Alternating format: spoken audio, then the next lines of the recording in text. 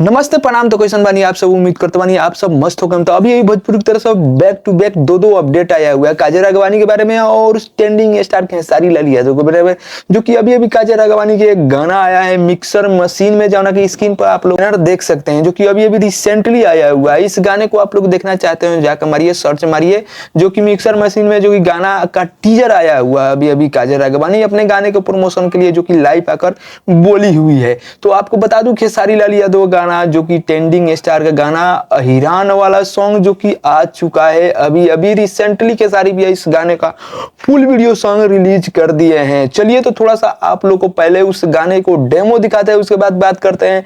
आप लोग को गाना पसंद आए तो गाना के नीचे कमेंट जरूर करिएगा। चलिए तो गाने का थोड़ा सा आप लोग को पहले डेमो देखिए।